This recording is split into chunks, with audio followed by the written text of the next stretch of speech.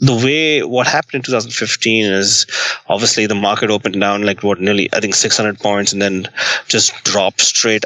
I think down 1,000 points, the Dow, and the way you can scale up so much because I mean a normal flash crash you make six figures, but in this flash crash you make a lot more because what happened was, and I don't know if I can explain this properly, but I'll try, is that a lot of the ETFs got halted.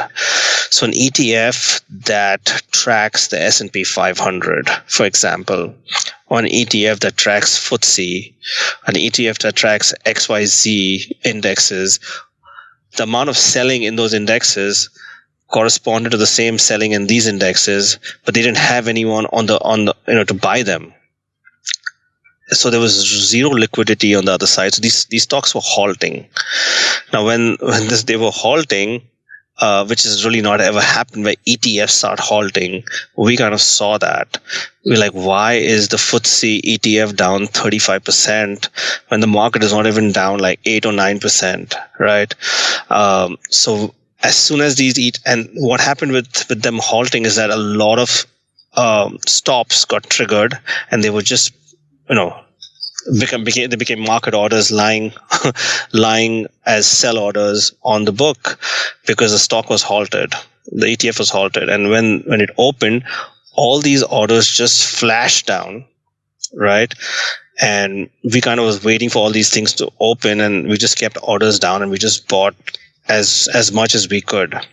As a firm, I mean, some people saw that, some people didn't. People who saw it made a lot of money. I saw some part of it, so I kind of bought, I think 50, 60, 70,000 stocks of a ETF that trades maybe 100,000 in a day. So it was one of those things. So that's where you make most of your money in something like that, because you're not scared. You're like, listen, this is stupid. There's no way that the FTSE ETF or the S&P 500 ETF, I'm not saying SPY, I'm saying derivatives of the SPY, can be down that much when the market is not. So you kind of know that there's a mistake that's happened because there's not enough liquidity in the market. So just so I understand correctly, the actual futures, so let's say the S&P 500 futures or the E-mini, whichever one, was down, I don't know, 1,000 points maybe. I think it was down, I think it was down like 7 or 8%, yeah. Okay, but the ETFs that track these were down like somewhere up to 30%.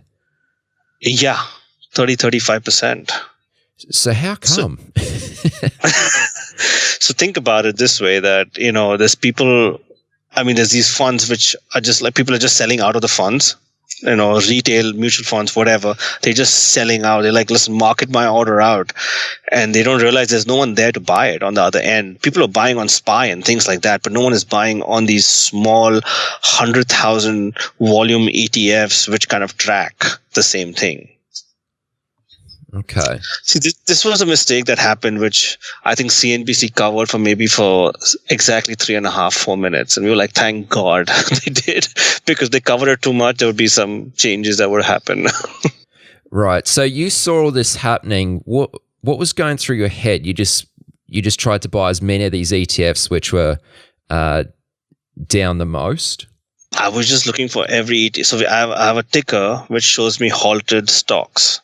So I was looking at all these ETFs that were getting halted, and just as soon as they would open, before even they opened, I just put orders out, like 5,000, 10,000, 15,000, 20,000, 35,000, as much as I could in my buying power.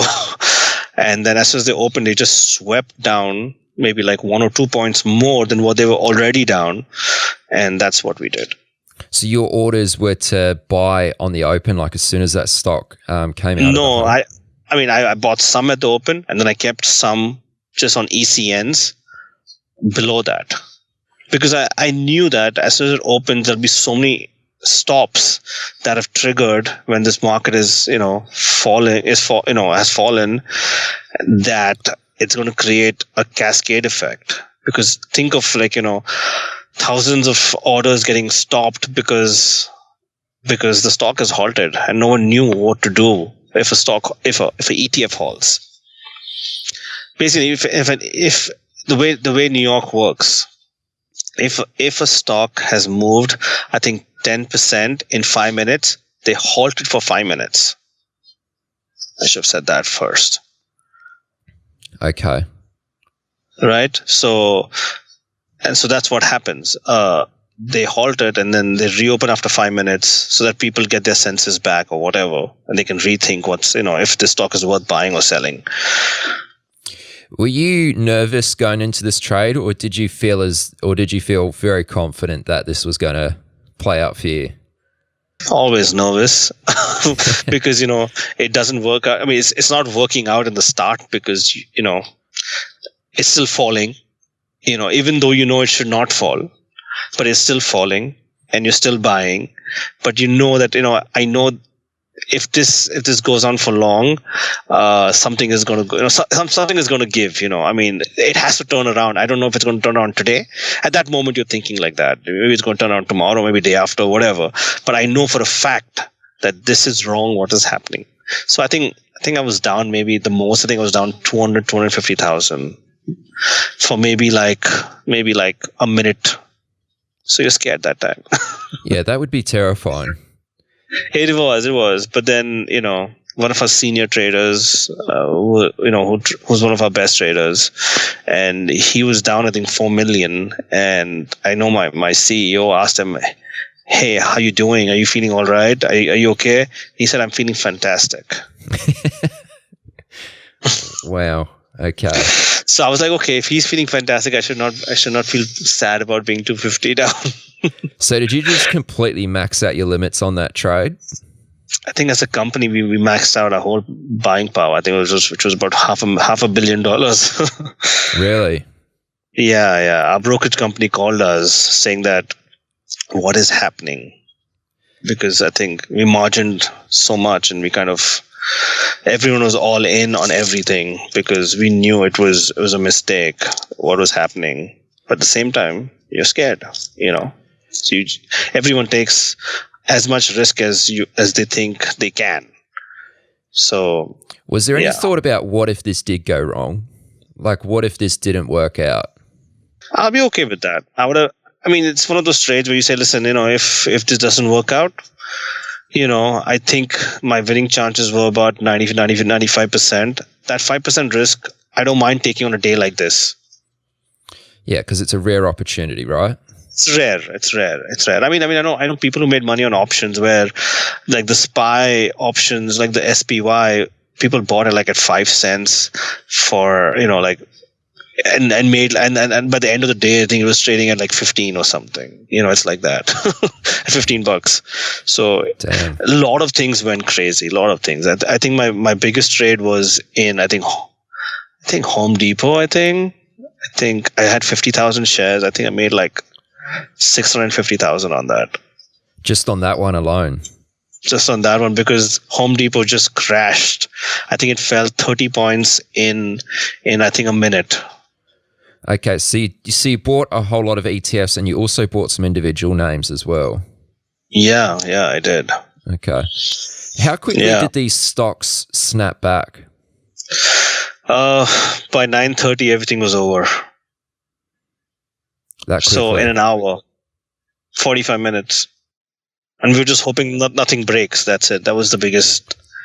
I called my wife. I said, please, any God that you believe in, please start praying that nothing breaks. I don't care about anything else. Just, if we can survive the next 2 hours, everything is going to be good. But yeah. So man, that was that. That's crazy. Can you say how much money you made on that day? I don't want to say the real figures, but it was 7 figures. Okay. Multiples of 7 figures?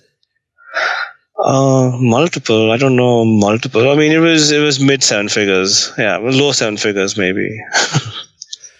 Well done, man. That's awesome. Yeah. But that's my biggest day by far. I mean, I think, and that's probably one of my biggest single stock winners by far, I think.